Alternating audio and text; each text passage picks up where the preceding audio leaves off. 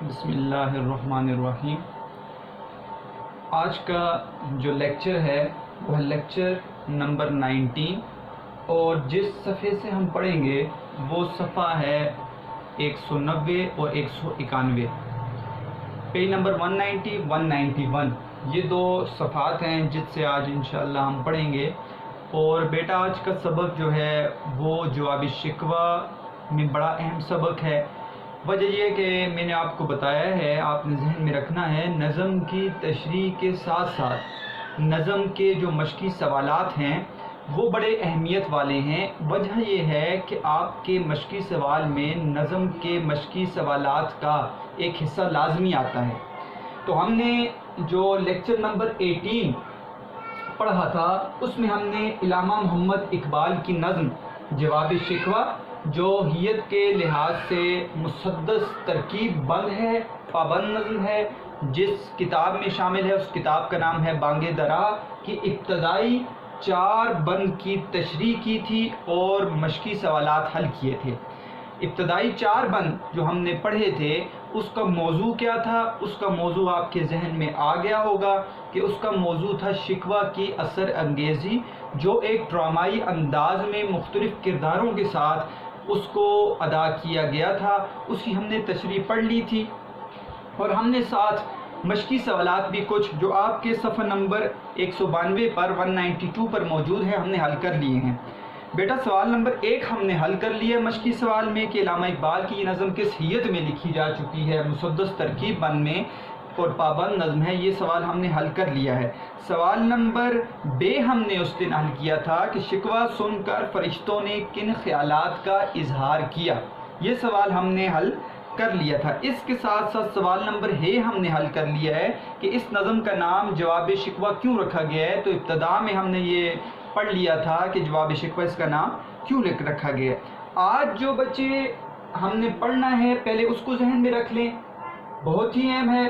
ہم نے آج بند نمبر 5 ٹھیک ہے جو میں نے ببل بنایا ہے، اور آپ کو پتہ ہے ہمارے سر شمس ٹھیک ہے وہ ببل میپ بنانے کے بڑے ماہر ہیں، کیونکہ جب میں ابتدا میں گیا تھا تو وہ جو آپ سوانی قوائف کے اندر ببل میپ بناتے ہیں تو ان سے میں نے پوچھا تھا سر، یہ میرے ذہن میں تھا کہ ببل تو گول ہوتے ہیں، تو میں نے ان سے پوچھا سر کیا ببل ہم گول ہی بنائیں؟ انہوں نے کہا ببل بنانے کا مطلب یہ نہیں ہے۔ انہوں نے ساری پھر بات سمجھائی، تو وہ ببل میپ میں بھی اب کوشش کرتا ہوں، ہم بھی بناتے ہیں ببل میپ، اور اس طرح کا ببل میں نے بنایا۔ اور یہ ببل گول نہیں ہے بیٹا، یہ بادلوں کی شیپ کا ببل ہے، لیکن اس میں یہ ہے کہ اس چیز نظر آتی ہے۔ وہ سوانی قوائف کے اندر ہم جو ببل میپ بنواتے ہیں اس سے آپ کو آسانی سے سمجھ آ جاتی ہے، آپ کے لیے آسانی پیدا ہو جاتی ہے۔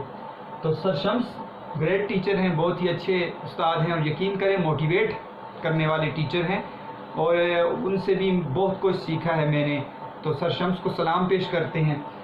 5واں بند، 5ویں نمبر پر بند جو ہے آپ کا 4 بند کی ہم نے تشریح کر لی ہے۔ 5ویں نمبر پر جو بند ہے اس کی تشریح کریں گے انشاءاللہ۔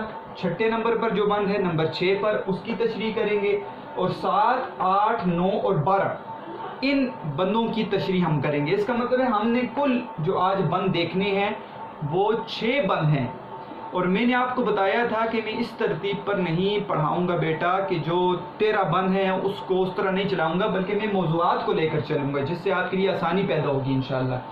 تو 6 بند ہیں، نمبر 5 بند کو، نمبر 6 7 8 9 اور 12 بند کی ہم نے تشریح دیکھنی ہے۔ ایک کام ہمارا یہ ہے، آج میں نے جو ہے مشکل الفاظ کے معنی یہاں نہیں لکھے، میں ساتھ ساتھ آپ کو بتاؤں گا، آپ نے کتاب پر نوٹ کرنے ہیں۔ وجہ بورڈ چھوٹا ہے، پھر ہماری اہم چیزیں جو مشقی سوالات ہیں وہ حل نہیں ہو سکتے تھے، تو اس وجہ سے میں نے یہاں پر مشقی سوالات کی ہیڈنگز جو بیچ میں کچھ ہیڈنگز ایسی ہیں جو آپ کے نوٹس میں بھی نہیں ہیں ان کو یہاں پر میں نے لکھا ہے تاکہ آپ کے لیے کوئی مشکل کل کو پیش نہ آئے۔ ہم نے سوال نمبر جیم آج حل کرنا ہے انشاءاللہ، سوال نمبر واؤ ہم نے حل کرنا ہے، سوال نمبر ہے ٹھیک ہے حلبے والا، اور سوال نمبر 3 ہے جو ایک صنعت ہے علم بدیع کی صنعت تفریق، اس کو انشاءاللہ ہم حل کریں گے۔ تو 6 بندوں کے ساتھ ساتھ ہم نے آج کے جو لیکچر نمبر 19 ہے اس میں 4 مشقی سوال ہم نے انشاءاللہ حل کرنے ہیں۔ تو آج کا جو لیکچر ہے یہ بڑا ہی اہمیت والا لیکچر ہے۔ دوسرا یہ کہ بیٹا رات کو بڑی گرمی، آپ کو پتہ ہے کہ یہاں پر تو مسئلہ یہ تھا کہ لائٹ بھی نہیں تھی، اور ابھی بھی جو ہے بجلی نے آنکھ مچولی شروع کی ہوئی ہے، بجلی چلی جاتی ہے، لیکن اگر میرا لیکچر بڑا ہو گیا اور بیچ میں لائٹ چلی بھی گئی تو ہم لیکچر کو جو ہے وہ کٹ نہیں کریں گے، وجہ یہ ہے دوبارہ پھر لیکچر دینا پڑتا ہے۔ تو آپ کے سامنے میں آپ کو بورڈ کی پکچر ویسے بھی بھیج دیتا ہوں، تو میں پڑھاتا رہوں گا تو آپ کو بورڈ کی پکچر دیکھ کر سمجھ آئے گی، تو لائٹ جانے پر ہم لیکچر کو ختم نہیں کریں گے، یہ آپ نے ذہن میں رکھنا ہے۔ تو بیٹا آج ہم شروع کرتے ہیں بند 5ویں سے۔ دیکھیں پہلے اس بات کو آپ سمجھ لیں، ہمارے جو 5واں بند جو نصابی کتاب کے اندر شامل ہے، ٹھیک ہے، اس میں کلائمیکس ہے جو شکوے کی اثر انگیزی اور ڈرامائی انداز کو جواب شکوہ کے ڈرامائی انداز کو ابتدا سے شروع کیا تھا علامہ اقبال نے، اس کے کلائمیکس کہتے ہیں اختتام، ٹھیک ہے، وہ ایک جو انہوں نے کرداروں کے ذریعے تجسس پیدا کیا، سسپینس جس کو آپ کہتے ہیں۔ میں انگلش کے الفاظ اس لیے اپنی اردو میں استعمال کرتا ہوں کہ آپ کے لیے آسانی ہو، مشکل الفاظ بعض اوقات ہوتے ہیں، تجسس، تو بچے پھر سوچتے رہتے ہیں تجسس کا کیا مطلب ہے، تو آسانی کے لیے استعمال کرتے ہیں، اس میں کوئی حرج نہیں ہے۔ تو کلائمیکس جو ہے وہ ایک تجسس پیدا کیا ابتدا میں، اس کو ختم کرنے کے لیے کلائمیکس کو لایا ہے 5ویں بند کے اندر۔ اللہ تعالیٰ کی طرف سے ایک آواز، اللہ کی آواز آئے گی اور وہ اس سے وہ تجسس جو پیدا ہوئے پہلے 4 بند میں وہ ختم ہو جائے گا۔ اس کے بعد 6واں بند نمبر 6 پر جو بند ہے اس میں اللہ کی طرف سے باقاعدہ جواب آنا شروع ہو جائے گا، اور تمہیدی طور پر پہلا بند ذکر کیا جائے گا کہ جو تم نے شکوہ میں کہا ویسی بات نہیں ہے۔ اب آگے جواب شروع ہو جائے گا سارا۔ تو اسلاف سے موازنہ جو بڑا ایک اہم موضوع ہے جواب شکوہ کا، کیونکہ شکوہ کے اندر بار بار یہ تذکرہ کیا گیا، ٹھیک ہے، کہ اس دور کے جو ہیں مسلمان اور اسلاف کے درمیان موازنہ نہیں کیا گیا، بلکہ اسلاف کے کارناموں کے ذکر کرتے ہوئے اور کہا گیا ہم نے آپ دین کے لیے یہ کچھ کیا ہے، سارے کے سارے بند کے اشعار میں نے آپ کے سامنے پڑھے، پھر پڑھیں گے۔ تو اس بات کا جواب دیا کہ تم اور تمہارے اسلاف میں بہت بڑا فرق ہے، اس کا موازنہ پیش کیا ہے 7ویں، 8ویں، 9ویں اور 12ویں بند کے اندر جو آپ کی نصابی کتاب کے اندر شامل ہے۔ اس کے اندر انشاءاللہ پھر ہم ساتھ ساتھ مشقی سوال بھی دیکھیں گے۔ تو آپ اپنے کتاب کے صفحہ نمبر 190 کو کھول لیں بیٹا، ٹھیک ہے، کتاب سامنے رکھنی ہے، اس میں سب سے پہلے بند کو پڑھوں گا، مشکل الفاظ کے معنی، مفہوم اور پھر تشریح کو حل کرنے کے ساتھ ساتھ دیکھیں گے، اس میں کوئی سوال تو نہیں ہے، اس کو ہم حل کریں گے۔ تو بند نمبر 5 کے اوپر آپ نے لکھا ہوا ہے کلائمیکس، کہاں سے ہے بیٹا؟ آئی آواز غم انگیز ہے افسانہ تیرا، اشک بےتاب سے لبریز ہے پیمانہ تیرا، آسماں گیر ہوا نعرہ مستانہ تیرا، کس قدر شوخ زباں ہے دل دیوانہ تیرا، شکر شکوے کو کیا حسن ادا سے تو نے، ہم سخن کر دیا بندوں کو خدا سے تو نے۔ یہاں پہ مشکل الفاظ کے معنی اب اپنے پاس بیٹا لکھ لیں۔ غم انگیز، غم انگیز کا مطلب ہے غم میں اضافہ کرنے والا، غم انگیز غم میں اضافہ کرنے والا۔ افسانہ کہانی کو کہتے ہیں، لیکن یہاں پر افسانے سے مراد شکوہ ہے، ٹھیک ہے۔ تو استعارہ کے طور پر بار بار اقبال نے جو الفاظ ذکر کیے ہیں، افسانہ آئے گا، ٹھیک ہے، اور نعرہ مستانہ آئے گا، تو یہ الفاظ کس کے لیے استعمال کیے گئے؟ شکوے کے لیے استعمال کیے گئے، کیونکہ اقبال نے نعرہ مستانہ نہیں مارا یا کوئی افسانہ نہیں ذکر کیا، تو اس سے مراد کیا ہے؟ شکوہ۔ تو افسانے کے اوپر آپ شکوہ لکھ لیں آسانی کے لیے۔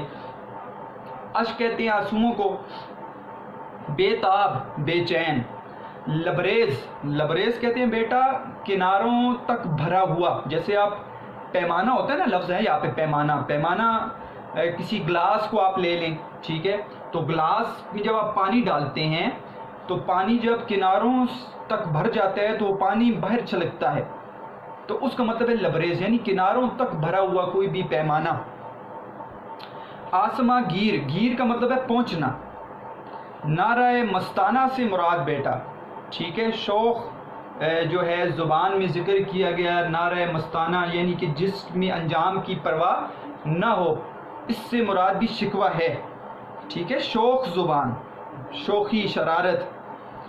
شکر شکوے کو کیا حسن ادا، حسن ادا بڑے ہی اچھے طریقے سے ادا کرنا۔ ہم سخن، سخن تو بات کو کہتے ہیں، بندوں کو خدا سے تو نے، تو یہاں پر مشکل الفاظ کی معنی ہم نے پڑھ لی، مفہوم کو دیکھتے ہیں۔ مفہوم کو آپ سمجھنے سے پہلے یہ سمجھ لیں بیٹا، یہاں پہ کلائمیکس ہے جو ڈرامائی انداز اختیار کیا تھا جواب شکوہ میں اقبال نے، اس میں باقاعدہ کچھ کرداروں کے ذریعے جو ایک بات پھیلائی گئی تھی کہ پتہ نہیں آواز کہاں سے آ رہی ہے، مختلف کردار کیا کچھ ذکر کر رہے تھے۔ پچھلے لیکچر آپ نے دیکھ لیا، ستارے کیا کہہ رہے ہیں، سیارے کیا کہہ رہے ہیں، چاند کیا کہہ رہے، اور وہاں پر داروغہ جنت نے کیا کہا، اور خصوصاً فرشتوں کے خیالات کا اظہار کیا گیا۔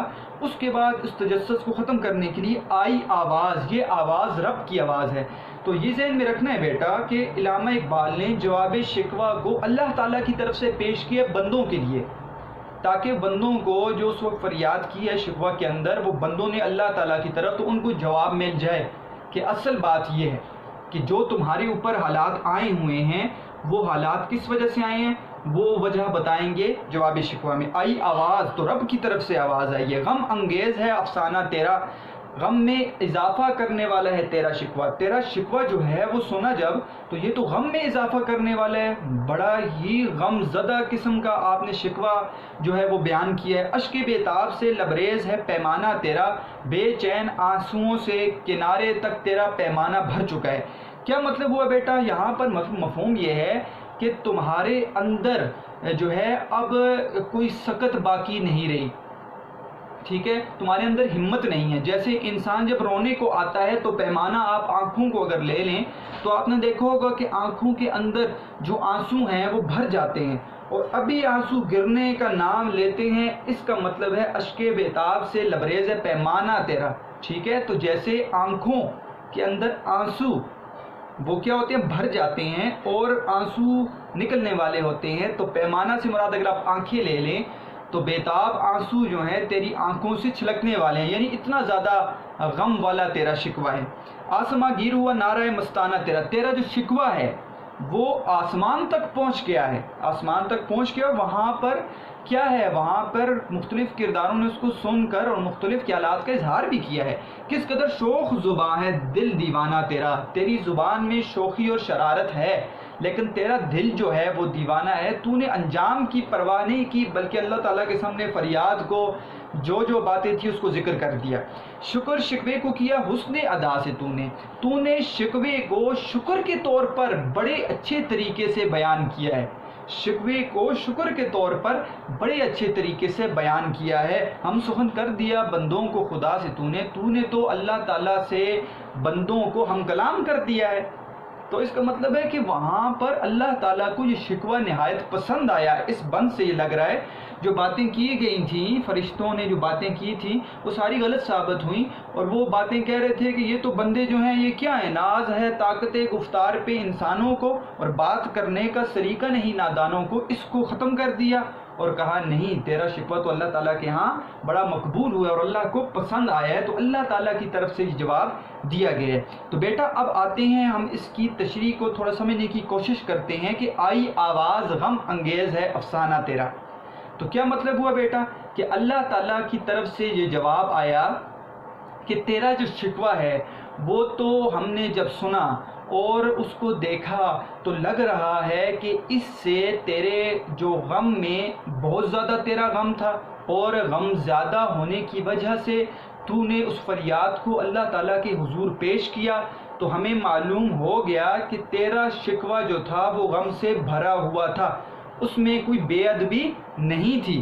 اشک بیتاب سے لبریز ہے پیمانہ تیرا، کہ اب تیرے اندر ہمت باقی نہیں رہی تھی، جیسے اقبال کہتے ہیں نا کہ شروع میں کہ اب جو ہے وہ ہم اگر شکوے کو اللہ کے حضور بیان نہیں کرتے تو یہ پورت امت مسلمہ سے غداری کے مترادف ہے کہ غداری کریں گے، کیونکہ حالات ایسے ہو چکے ہیں کہ امت مسلمہ ایسی باتیں کر رہی ہے اللہ کے حضور، اور میں وہ بات اللہ کے حضور پیش کرتا ہوں، اور پھر اللہ کی طرف سے یہ جواب ہے کہ واقعی ہی تیرا جو اشک بیتاب سے لبریز ہے پیمانہ تیرا، کہ تیرے بے چین آنسو، اشک بیتاب وہ کیا ہے، وہ پیمانہ تیرا کناروں تک بھر چکا تھا، تو اب تیرے لیے لازم تھا کہ اس غم کی حالت میں تو اللہ تعالیٰ کے سامنے فریاد ذکر کرتا۔ کیوں بیٹا؟ ذہن میں رکھنا ہے، دیکھیں انسان جو ہے وہ قدرتی طور پر وہ اپنے رب کے ساتھ اس کا تعلق ہوتا ہے۔ دیکھیں خوشی کے موقع پر تو ہمیں بعض اوقات کوئی یاد آئے نہ آئے، لیکن غم ایسی چیز ہے جس میں غم میں جب اضافہ ہوتا ہے تو صبر کے لیے جو لوگ صبر کرنے والے ہوتے ہیں وہ اپنے رب کے حضور ہی فریاد پیش کرتے ہیں، اور اپنے رب کے حضور ہی ہر بات کو پیش کرتے ہیں، اور وہ رب ہی ہے جو مشکل گھڑی میں ان کو کیا کر دیتا ہے، سکون عطا کر دیتا ہے۔ تو میں نے آپ کو بتایا تھا ہمارا مذہب اسلام ایسا مذہب ہے جس میں آپ رب کے حضور فریاد کو پیش کر سکتے ہیں، اپنے درد کا قصہ اللہ تعالیٰ کے حضور پیش کرنے کے بعد انسان کو صبر آ جاتا ہے۔ دیکھیں قدرتی طور پر بھی انسان جو ہے دنیا کے اندر وہ جب رہ رہا ہے تو اپنے جب غم کو دوسروں کے سامنے بیان کرتا ہے تو غم لازمی بات ہے بیٹا کم ہو جاتا ہے۔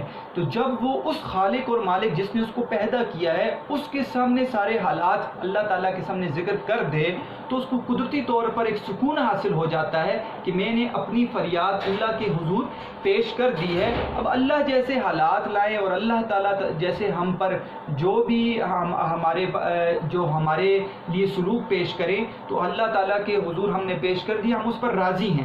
تو یہ مراد ہے کہ آئی آواز غم انگیز ہے افسانہ تیرا، کہ جیسے غم سے بھرا ہوا ہے انسان اللہ تعالیٰ کے سامنے بات کو بیان کرتا ہے اور اس کے بیان کرنے میں اتنا غم ہوتا ہے کہ اس کے آنسو جو ہیں وہ جو بھرے ہوئے ہوتے ہیں آنکھوں میں، اور دل جو ہے اس کا رو رہا ہوتا ہے۔ تو اس سے مراد کیا ہے کہ وہ شکوہ تو نے جب اللہ تعالیٰ کے حضور پیش کیا تو وہ شکوہ واقعی ہی غم والا شکوہ تھا۔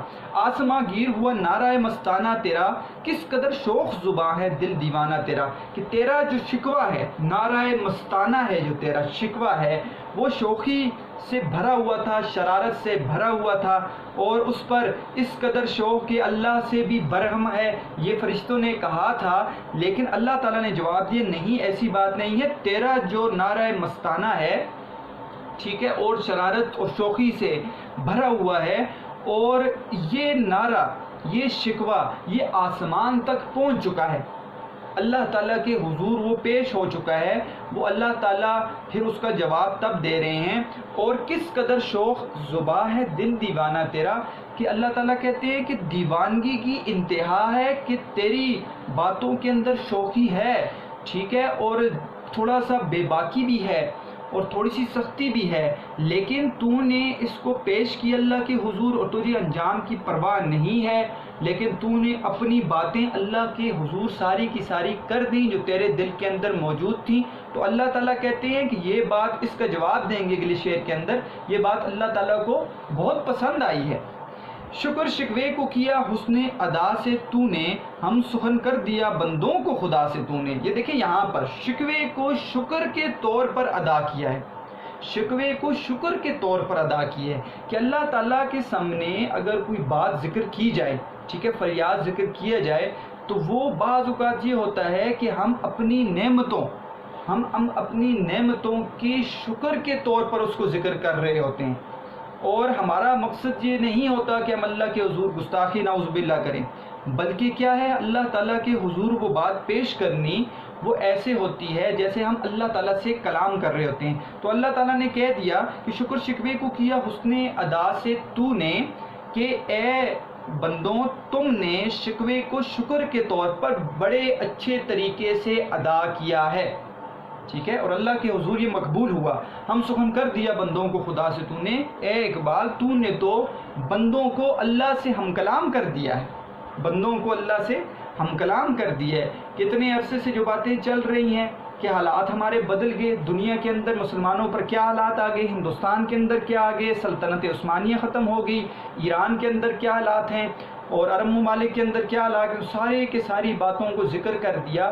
تو جب ذکر کر دیا اور اسلاف کی باتوں کو ذکر کر کے موجودہ دور کے مسلمانوں کی باتوں کو ذکر کر دیا تو کہا کہ یہ باتیں اللہ کے حضور مقبول ہوئی ہیں، اور تو نے اقبال کیا کیا ہے، اللہ تعالیٰ سے بندوں کو ہم کلام کر دیا ہے، اور اب اللہ تعالیٰ کی طرف سے جواب آ رہا ہے کہ جو جو باتیں تم نے شکوے کے اندر کی ہیں میں اس بات کا جواب دیتا ہوں کہ اصل وجہ کیا ہے تمہاری بربادی کی، وہ ساری کی ساری پھر اللہ تعالیٰ نے ذکر کی ہیں یہاں سے آگے۔ تو یہاں پر بیٹا اس جو کلائمیکس میں اس تجسس کو ختم کر دیا اللہ تعالیٰ نے، اور اللہ تعالیٰ کی طرف سے آواز آئی ہے، اور وہاں پر یہ کہا گیا ہے کہ شکر شکوے کو کیا حسن ادا سے تو نے، ہم سخن کر دیا بندوں کو خدا سے تو نے۔ تو اس کا مطلب ہے کہ اب وہ باتیں جو فرشتوں نے حیرت کا اظہار کیا، جو رضوان داروغہ جنت نے اظہار کیا، سیاروں نے کیا، تو اس بات کو ختم کر دیا گیا، اور اب پتہ چل گیا ہے کہ یہ بندوں، اللہ اقبال نے بندوں کی طرف سے شکوہ پیش کیا ہے، موجودہ دور کے مسلمانوں کی طرف سے شکوہ پیش کیا ہے، اللہ تعالیٰ کے حضور فریاد پیش کی ہے، اور اس کا جواب اب اللہ تعالیٰ کی طرف سے آ رہا ہے۔ تو یہاں سے آگے اب بیٹا آپ کو چھٹے بند سے آگے آخر تک جو ہے اللہ تعالیٰ کی طرف سے جواب شکوہ، شکوے کا جواب اللہ تعالیٰ کی طرف سے اقبال دے رہے ہیں، اور بتائیں گے کہ حقیقی وجہ کیا ہے۔ دیکھیں اس میں کوئی حرج نہیں ہے۔ مثال کے طور پر ایک آپ عالم کے پاس جاتے ہیں اور آپ کہتے ہیں کہ مجھ پر یہ حالات آئے ہوئے ہیں، تو عالم اگر آپ کو، وہ دین والا شخص، وہ جانتا ہے کہ وہ اس بندے پر سخت حالات کیوں آئے ہیں۔ اگر مثال کے طور پر شخص سود کا کاروبار کرتا ہے تو اللہ تعالیٰ سے اعلان جنگ کر رہا ہے، اور اس پر اگر برے حالات آ گئے ہیں، وہ جاتا ہے، وہ کہتا ہے مجھ پر برے حالات آ گئے ہیں، پہلے میرے حالات بہت اچھے تھے۔ بات کو سمجھنا ہے بیٹے، پہلے میرے حالات بہت اچھے تھے، تو آپ مجھے بتائیں اب کیا۔ تو اب وہ عالم اللہ کی طرف سے جواب دے رہا ہے، قرآن کے اندر جو لکھا ہوا ہے، اسلامی تعلیمات کے اندر، کہ تم پر حالات اس لیے آئے ہیں کہ تم نے سود کو اختیار کیا ہے۔ تو یہ اللہ تعالیٰ کی طرف سے جواب دے رہا ہے۔ اللہ تعالیٰ نے قرآن اور حدیث میں بتا دیا کہ جب تک تم دین پر عمل کرو گے تمہارے حالات اچھے ہوں گے۔ تو اس کا یہ مطلب نہیں ہے کہ جواب اللہ کی طرف سے دینا کوئی بہت بری بات ہے اور یہ اقبال نے کیا کر دیا ہے۔ تو اللہ تعالیٰ کی طرف سے جواب کا مطلب یہ ہے کہ اسلامی تعلیمات کو دیکھتے ہوئے، اسلاف کا موازنہ کرتے ہوئے، اقبال نے اس دور کے بندوں کو اللہ تعالیٰ کی طرف سے جواب دے دیا، جیسے کوئی عالم جواب دیتا ہے۔ تو اقبال کیونکہ وہ سمجھتے تھے قرآن و حدیث کو، تو اس وجہ سے انہوں نے جواب دے دیا اور کہا کہ تم پر جو بربادی کے حالات آئے ہیں وہ ان وجوہات کی وجہ سے آئے ہیں۔ تو یہ اللہ کی طرف سے جواب ہے۔ جیسے قرآن کی بات ہم بیان کرتے ہیں لوگوں سے، تو اللہ کی طرف سے ہم بات کو بیان کر رہے ہیں، اس میں کوئی حرج نہیں ہے۔ تو اب بیٹا اللہ کی طرف سے جواب دیا علامہ اقبال نے، اور یہاں سے تمہید ہے اور آگے جواب شکوہ شروع ہو گیا ہے۔ ہم پہلے پڑھتے ہیں اس کے بند کو اور دیکھتے ہیں اس میں کیا لکھا ہوا ہے۔ ہم تو مائل بکرم ہیں کوئی سائل ہی نہیں، راہ دکھلائیں کسے رہ روے منزل ہی نہیں، تربیت عام تو ہے جوہر قابل ہی نہیں، جس سے تعمیر ہو آدم کی یہ وہ گل ہی نہیں، کوئی قابل ہو تو ہم شانے کئی دیتے ہیں، ڈھونڈنے والوں کو دنیا بھی نہیں دیتے ہیں۔ تو یہاں پر مشکل الفاظ ہیں بیٹے، ان کے معنی لکھ لیں۔ مائل بکرم، مہربانی کے لیے تیار، مائل ٹھیک ہے، تیار لکھیں یہاں پر جو آسانی ہو آپ کے لیے، کرم مہربانی، مہربانی کے لیے تیار، سائل سوال کرنے والا، مانگنے والا، راہ دکھلائیں کسے، راستہ، راہ سے مراد کیا، راستہ، راہ رو منزل، راہ رف کہتے ہیں مسافر کو، راہ رف کسے کہتے ہیں، مسافر۔ تربیت عام ہے، ٹھیک ہے، تربیت آپ سمجھتے ہیں۔ جوہر قابل کے اوپر لکھیں صلاحیت، جوہر قابل کے اوپر لکھیں صلاحیت، جس سے تعمیر ہو آدم، آدم سے مراد انسان لکھ لیں آپ، وہ گل ہی نہیں مٹی، ٹھیک ہے، گل سے مراد ہے مٹی، کوئی قابل ہو تو ہم شان کئی، کئی کے اوپر لکھیں بیٹا یہاں پر خاندان کیانی، یہ کئی وہ کئی والا نہیں ہے، کئی چیزیں یہ وہ نہیں ہے، یہاں پر سند تلمی کا استعمال کیا ہے، کئی سے مراد ہے خاندان کیانی، یہ ایران بادشاہ ہیں، اوپر لکھ لیں ایرانی بادشاہ جو بڑے مشہور بادشاہ گزرے ہیں، 4 بادشاہ، میں نے آپ کو شاید فرسٹ ایئر میں پڑھایا بھی تھا اس کے بارے میں، 4 بادشاہ ہیں، اس کے اوپر لکھ لیں کے کباد، کے خسرو، کے قوس اور کے لہراسپ، یہ 4 بڑے بادشاہ گزرے ہیں، کے کباد، کے قوس، کے خسرو اور کے لہراسپ، یہ 4 بڑے اس کی طرف اشارہ ہے۔ کئی سے مراد خاندان کیانی، ایرانی بادشاہوں، ڈھونڈنے والوں کو دنیا بھی نہیں دیتے ہیں، اوپر لکھ لیں کولمبس، ٹھیک ہے، امریکہ جس نے دریافت کیا تھا، اس کے اوپر آپ لکھ لیں تاکہ آسان ہو جائے۔ تو تمہید یہاں پر بیٹا یہاں سے شروع ہو گئی ہے، اور اب یہاں پر جواب اللہ کی طرف سے شروع ہوا ہے۔ بند نمبر 6 میں تمہید ابتدائی بند ہے کہ ہم تو مائل بکرم ہیں کوئی سائل ہی نہیں، کہ ہم تو کیا ہے مہربانی کے لیے تیار ہیں، کوئی مانگنے والا ہی نہیں ہے۔ راہ دکھلائیں کسے رہ روے منزل ہی نہیں، ہم کسے راستہ دکھلائیں، کوئی مسافر ہی نہیں ہے جو منزل پر پہنچنے کے لیے تیار ہو۔ تربیت عام تو ہے جوہر قابل ہی نہیں، ہماری طرف سے تربیت جو ہے تمام لوگوں کے لیے ہے، لیکن تم میں اب وہ صلاحیت باقی نہیں رہی جس سے تعمیر ہو آدم کی، یہ وہ گل ہی نہیں، تم وہ انسان ہی نہیں رہے جس مٹی سے حضرت آدم کو بنایا گیا، تم وہ انسان ہی نہیں رہے جو حقیقی انسان ہوتے ہیں۔ تشریح میں اس بات کو میں سمجھاؤں گا آپ کو۔ کوئی قابل ہو تو ہم شانیں کئی دیتے ہیں، اگر کوئی قابل ہو تو ہم اس کو کیانی بادشاہوں جیسی شان دیتے ہیں، ڈھونڈنے والوں کو دنیا بھی نہیں دیتے ہیں، اور اگر کوئی نئی دنیا تلاش کرنے کے لیے نکلے تو ہم جیسے کولمبس ٹھیک ہے کو امریکہ اس نے دریافت کر لیا تو ایسے ہم اس کو نئی دنیا بھی دے دیتے ہیں۔ تو یہ اس کا مفہوم تھا بیٹا۔ اب آتے ہیں ہم اس کی تشریح کی طرف۔ دیکھیں شکوہ کے اندر میں نے آپ کو ایک شعر بتایا تھا کہ اب وہ الطاف نہیں ہم پہ عنایات نہیں، اب وہ الطاف نہیں ہم پہ عنایات نہیں، بات یہ کیا ہے کہ پہلی سی مدارات نہیں، ٹھیک ہے۔ اب تیری اللہ تعالیٰ تیری رحمتیں ختم ہو گئی ہیں، تیری عنایات ختم ہو گئی ہیں، ہماری وہ رحمتیں اور نعمتیں تیری طرف سے کم کر دی گئی ہیں۔ تو اللہ تعالیٰ نے کہا ہے کہ اللہ تعالیٰ کے حضور تو کبھی یہ نہیں ہوا کہ اللہ تعالیٰ نے جو عنایات کو ختم کیا ہو۔ اصل وجہ کیا ہے؟ اب اصل وجہ جو تمہارے اندر ہے، جو مرض ہے تمہارے اندر، اس کی تشخیص کرنی ہے۔ وہ مرض اب بیان کر رہے ہیں کہ ہم تو مائل بکرم ہیں، کوئی سائل ہی نہیں، کہ اللہ تعالیٰ کی ذات تو ایسی ذات ہے جو ہر وقت مہربانی کے لیے تیار رہتی ہے، لیکن کوئی سائل ہو اور حقیقی سائل کہ مانگنے والا کوئی دل سے مانگے اور اس کا مانگنا ایسا ہو کہ وہ اس کی آخرت کو بھی ٹھیک کرے اور دنیا کے اندر بھی اللہ تعالیٰ کے پیغام کو آگے بڑھانے کے لیے ہو، تو تب اللہ تعالیٰ اس کی فریاد کو سنتے ہیں۔ تم اگر دنیا کی چیزیں مانگنے بیٹھ جاؤ اور دنیا کی چیزوں اور دنیا کے نشوں میں گم ہو جاؤ تو پھر تو اللہ تعالیٰ دے دیں گے تمہیں، لیکن تمہاری آخرت تو نہیں سنورے گی۔ تو اللہ تعالیٰ کہتے ہیں سائل ہو، حقیقی سائل جو اللہ تعالیٰ سے دل کے ساتھ مانگے تو ہم اس کو مہربانی کرنے کے لیے اس پر تیار ہیں۔ راہ دکھلائیں کسے، راہ روے منزل ہی نہیں، ہم کسے راستہ دکھلائیں۔ دیکھیں راستہ اور منزل، ایک انسان نکلتا ہے کسی سفر پر تو لازمی بات ہے اس کے سامنے ایک منزل ہوتی ہے اور پھر وہ راستہ پوچھتا ہے۔ تو کہتے ہیں اب مسلمانوں کی تو منزل جو ہے وہ آخرت ہے، رب کی رضا۔ تو اب رب کی رضا کو حاصل کرنے کے لیے انسان جب نکلتا ہے تو اللہ تعالیٰ اس کو کیا کرتے ہیں؟ اس کو راستہ دکھلاتے ہیں۔ لیکن اب اس دور کے مسلمان جو ہیں وہ رب کی رضا تو حاصل نہیں کر رہے، وہ تو دنیا کے اندر گم ہو گئے، تمہاری منزل تم نے اپنی منزل کو تبدیل کر دی ہے۔ تو اللہ تعالیٰ کہتے ہیں ہم راستہ کسے دکھلائیں؟ حقیقی مسلمان تو ختم، وہ تو حقیقی مسلمان تھے جو اللہ تعالیٰ کی خوشنودی والا راستہ جو ہے تلاش کرتے تھے، تو ہم کسے راستہ دکھلائیں؟ اب تو وہ تم مسافر رہے ہی نہیں ہو، ٹھیک ہے، جو اپنے منزل کی تلاش کے لیے نکلتے تھے، تو ہم کسے راستہ دکھلائیں؟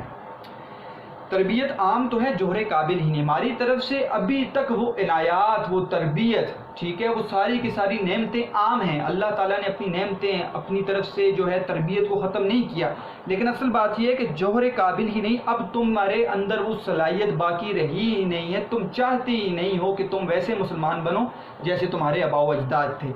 جس سے تعمیر ہو آدم کی، یہ وہ گل ہی نہیں، حقیقی آدم کیا تھا؟ آدم علیہ السلام کو اللہ تعالیٰ نے مٹی سے بنایا اور اس سے آگے انسانوں کا سلسلہ شروع ہوا، تو حقیقی جو مٹی سے بنایا اس سے مراد یہ کہ ایک خلیفہ تھا، نائب تھا، اللہ تعالیٰ کے پیغام کو پھیلانے والا تھا، ٹھیک ہے۔ جس سے تعمیر ہو آدم کی، یہ وہ گل ہی نہیں۔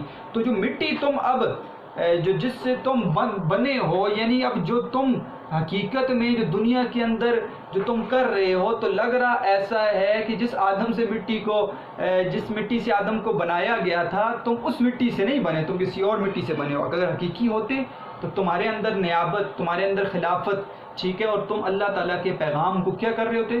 آگے پھیلانے والے ہوتے، تو تم وہ مسلمان، حقیقی مسلمان باقی نہیں رہے۔ کوئی قابل ہو تو ہم شانیں کئی دیتے ہیں، اگر کوئی قابل ہو تو اللہ تعالیٰ کہتے ہیں کی طرف سے جواب کہ ہم اس کو کیانی خاندان جیسی شان دیتے ہیں، دنیا کے اندر بھی نعمتیں دیتے ہیں اور آخرت کے اندر بھی نعمتیں دیتے ہیں، اور ڈھونڈنے والوں کو دنیا بھی نہیں دیتے ہیں۔ اور اگر ڈھونڈنے کے لیے کوئی شخص نکلے، تم ہندوستان کے اوپر رو رہے ہو، تم جگہوں کے اوپر رو رہے ہو، تو اگر تمہارے اندر وہ صلاحیت ہو اور اللہ تعالیٰ کے پیغام کو آگے پہنچانے والے ہو، تو ہم تمہیں نئی دنیا دیں گے۔ جیسے کولمبس تھا، اس نے امریکہ کو دریافت کر لیا اور نئی دنیا، لیکن کیا تھا اس کے اندر تڑپ تھی کہ وہ نئی دنیا کو دریافت کرنا چاہتا تھا، تو کولمبس نے نئی دنیا کو دریافت کر لیا۔ تو اسی طرح اللہ تعالیٰ کسی کی محنت کو ضائع نہیں کرتے۔ تو یہاں سے اللہ تعالیٰ کی طرف سے جواب شروع ہو چکا ہے بیٹا، اور تمہید کے طور پر جو ہے وہ اللہ تعالیٰ نے اس کو ذکر کر دیا ہے۔ تو اصل چیز یہ ہے کہ اللہ تعالیٰ کہتے ہیں جیسے تم اعمال کرو گے ویسے حالات آئیں گے۔ مشہور شعر ہے، خدا نے آج تک اس قوم کی حالت نہیں بدلی، نہ ہو جس کو خیال آپ اپنی حالت کے بدلنے کا۔ شعر کو ٹھیک کرنا ہے، اقبال کا شعر نہیں ہے، مولانا ظفر علی خان کا شعر ہے۔ خدا نے آج تک اس قوم کی حالت نہیں بدلی، نہ ہو جس کو خیال آپ اپنی حالت کے بدلنے کا۔ تو اللہ تعالیٰ جب تک تم اپنی حالت کو بدلنا ہی نہیں چاہتے، پوری بند کی بات یہ ہے، ٹھیک ہے۔ اور حوالے کا شعر کہ اللہ تعالیٰ کہتے ہیں تم اپنی حالت کو بدلنا ہی نہیں چاہتے، تو ایسی قوم کی حالت تب تک اللہ تعالیٰ تبدیل نہیں کرتے جب تک وہ خود اپنی حالت کو نہ بدلے۔ تو بیٹا یہاں پر ہم نے بند نمبر 5 اور بند نمبر 6 کو دیکھ لیا، کلائمیکس سمجھ آ گئی، اللہ کا جواب تمہید ہم نے پڑھ لیا۔ اب آتے ہیں اگلے حصے کی طرف، 7واں 8واں 9واں 12واں بند، اسلاف سے موازنہ۔ آپ دیکھیں گے موضوع ایک ہی ہے کہ تم جو ہو وہ اسلاف سے موازنہ کرتے ہو۔ تم نے جگہ جگہ پر شکوہ کے اندر اسلاف کا ذکر کیا ہے، جیسے کچھ شعر آپ کے سامنے پڑھتا ہوں کہ شان آنکھوں میں نہ جچتی تھی جہانداروں کی، کلمہ پڑھتے تھے ہم چھاؤں میں تلواروں کی۔ تو آپ کو یاد ہے اس کے متعلق میں نے بتایا تھا آباء و اجداد کا ذکر، پر تیرے نام پہ تلوار اٹھائی کس نے، بات جو بگڑی ہوئی تھی بنائی کس نے۔ پھر اسلاف کا ذکر، قوم اپنی جو زر و مال جہاں پہ مرتی، بت فروشی کے عوض بت شکنی کیوں کرتی۔ پھر آباء و اجداد کا ذکر، تو ساری کی ساری بات کا ذکر کر دیا، اور اللہ تعالیٰ کی طرف سے یہ جواب آ گیا کہ وہ اسلاف تھے، وہ تمہارے آباء و اجداد ہیں، اب تم بتاؤ تم کیا ہو۔ بڑے ہی زبردست قسم سے صنعت تفریق کے ساتھ فرق کو بیان کریں گے۔ بڑی ہی اب اچھا موضوع ہے کہ اسلاف سے موازنے کو ذکر کیا اور کہہ دیا کہ تجھے آباء سے اپنے کوئی نسبت ہو نہیں سکتی، تجھے آباء سے اپنے کوئی نسبت ہو نہیں سکتی کہ تو گفتار وہ کردار، تو ثابت وہ سیارہ، ٹھیک ہے۔ اور بڑا ہی مشہور شعر بیٹا، گوادی ہم نے اسلاف سے جو میراث پائی تھی، گوادی ہم نے جو اسلاف سے میراث پائی تھی، ثریا سے زمین پر آسمان نے ہم کو دے مارا، ثریا سے زمین پر آسمان نے ہم کو دے مارا، کہ جو اسلاف سے ہم نے میراث پائی تھی وہ ساری کی ساری ہم نے ختم کر دی، ہم تو آسمان سے اتر کے زمین پر آ گئے، اور وہ مقام جو ہم نے حاصل کیا تھا وہ سارے کا سارا ہم نے کیا کر دیا، ختم کر دیا۔ تو اسلاف سے موازنہ یہاں پر ذکر کریں گے، اور اس کے اندر ہی بیٹا سارے کے سارے سوالات کا جواب ہے۔ ہم پہلے پڑھتے ہیں بند نمبر 7، ہاتھ بے زور ہیں الحاد سے دل ہوگر ہیں، امتی باعث رسوائی پیغمبر ہیں، بت شکن اٹھ کے باقی جو رہے بتگر ہیں، تھا ابراہیم پدر اور پسر آزر ہیں، بادہ آشام نے بادہ نیا خم بھی نے، حرم کعبہ نیا بت بھی نے تم بھی نے۔ بیٹا اس کے اندر جو ہے مشکل الفاظ کے معنی بھی لکھیں گے، اور بت بھی نے یہ سوال بھی یہاں پر حل ہو جائے گا، اور امتی باعث رسوائی یہاں پر یہ سوال بھی انشاءاللہ آپ کا حل ہو جائے گا۔ اور جب ہم پورے 4 بند پڑھیں گے تو اس کے اندر موجودہ مسلمانوں کی کمزوریوں کو بھی پھر ہم دیکھ لیں گے۔ تو یہ بند آپ کا بڑا اہم ہے، اس کے اندر 2 مشقی سوالات موجود ہیں۔ پہلے آپ الفاظ کے معنی لکھیں۔ بے زور، ہاتھ بے زور سے مطلب ہے بے عمل ہونا، ہاتھ بے زور بے عمل۔ الحاد، الحاد کے اوپر لکھیں مذہب سے بیزاری، مذہب سے بیزاری۔ دل خوگر، خوگر کا مطلب ہے عادی ہو جانا، ٹھیک ہے، دل خوگر عادی ہو جانا۔ بت شکن، بتوں کو توڑنے والے، بتگر بت بنانے والے۔ پدر کے اوپر لکھ لیں بیٹا باپ، فارسی کا لفظ ہے پدر باپ۔ پسر کے اوپر لکھیں بیٹا، ابراہیم کے اوپر ابراہیم علیہ السلام آپ ذکر کر لیں، اور آزر کے اوپر آپ لکھیں ابراہیم علیہ السلام کی چچا، والد نہیں لکھنا آپ نے، چچا لکھیں۔ بادہ آشام، بادہ آشام یعنی شراب پینے والے، بادہ شراب۔ خم وہ پیالہ مٹکا جس میں شراب رکھی جاتی ہے یا پیش کی جاتی ہے۔ حرم کعبہ سے مراد آپ کو پتہ ہے مکہ کعبہ، بت بھی نے تم بھی نے، یہاں پر یہ ذکر کرتی ہے، تو اس کو دیکھ لیتے ہیں۔ تو اب دیکھتے ہیں بیٹا اس کی مفہوم کو کہ ہاتھ بے زور ہیں، الحاد سے دل خوگر ہیں، کہ تم بے عمل ہو چکے ہو اور تمہارا دل جو ہے وہ مذہب سے بیزاری کا عادی ہو چکا ہے، مذہب سے بیزاری کا عادی ہو چکا ہے۔ امتی باعث رسوائی پیغمبر ہیں، یہ جو امتی ہیں اس دور کے، جو اقبال کا دور ہے، وہ نبی علیہ الصلوۃ والسلام کی رسوائی کا باعث ہیں۔ بت شکن اٹھ کے باقی جو رہے بت کر ہیں، جو بتوں کو توڑنے والے تھے وہ تو اسلاف تھے، وہ چلے گئے، اب جو تم باقی رہے ہو تم بتوں کو بنانے والے ہو۔ تھا ابراہیم پدر اور پسر آزر ہیں، وہ جو تھے وہ اسلاف، وہ تمہارے آباء و اجداد، وہ ابراہیم علیہ السلام کے نقش قدم پر چل رہے تھے، اور تم کیا ہو؟ تم تو حضرت ابراہیم کے چاچا آزر کے نقش قدم پر چل رہے ہو۔ بادہ آشام نے، اب تو تم نے اپنے لیے نئی شراب بنا لی ہے، بادہ نے شراب بھی نئی بنا لی ہے، اب شراب پینے والے مسلمان بھی تم نئے ہو چکے ہو، اور جو مٹکا ہے جہاں سے شراب پیتے ہو وہ بھی نیا ہو چکا ہے۔ تو مراد کیا ہے بیٹا؟ مراد یہ کہ تم مغرب کی تقلید کرنے والے لگ گئے ہو۔ پہلے تمہارا رخ جو تھا وہ کعبہ کی طرف تھا، ٹھیک ہے، مسلمان کوئی اور تھے، اور وہ اللہ تعالیٰ کی عشق کی شراب پیتے تھے، ٹھیک ہے، اس جو ہے اللہ تعالیٰ کی یادوں میں گم ہوتے تھے، لیکن اب تم مغربی تقلید کے عادی ہو چکے ہو۔ حرم کعبہ نیا، تم نے اپنا کعبہ بھی نیا بنا لیا ہے، بت بھی نئے بنا لیے، اور تم بھی خود جو ہو وہ کیا بن گئے ہو؟ نئے بن گئے ہو۔ آپ کو بھی سمجھ آ جائے گی جب ہم تشریح بیان کریں گے۔ تو بیٹا یہاں پہ تشریح دیکھتے ہیں، پہلے بڑی اہم تشریح ہے جس سے ہمارے سوال بھی حل ہو جائیں گے، تو اس لیے تشریح کو ذرا غور سے سننا ہے آپ نے، کہ ہاتھ بے زور ہیں، الحاد سے دل خوگر ہیں۔ اے مسلمانوں، تم اپنے آپ کو موازنہ کرتے ہو اس اسلاف کے ساتھ اور باتیں کرتے ہو اپنے آباء و اجداد کی، تم ایسے نہیں ہو۔ اب اسلاف سے موجودہ دور کے مسلمانوں کا موازنہ کر رہے ہیں، کمپیریزن کر رہے ہیں، اور بتا رہے ہیں کہ ہاتھ بے زور ہیں، تمہارے اندر تو وہ باتیں ہی نہیں ہیں، تم تو بے عمل ہو چکے ہو، عمل کرنے والے نہیں رہے۔ الحاد سے دل خوگر ہیں، وہ مذہب پر چلنے والے تھے، وہ عمل کرنے والے تھے، اور تم مذہب سے کیا ہو چکے ہو؟ بیزار ہو چکے ہو، تم مذہب سے دور ہو چکے ہو۔ امتی باعث رسوائی پیغمبر ہیں، یہ جو اس دور کے مسلمان ہیں وہ نبی علیہ الصلوۃ والسلام کی عزت کا پاس رکھنے والے، ان کی عزت کو آگے پھیلانے والے تھے، اور اس دور کی امتی جو ہیں یہ نبی علیہ الصلوۃ والسلام کی رسوائی کا باعث بن چکے ہیں۔ بت شکن اٹھ کے باقی جو رہے بت کر ہیں، تم نے کہا تھا نا کہ بت فروشی کے عوض بت شکنی کیوں کرتے، ٹھیک ہے، تو کہا وہ تو اسلاف ہے۔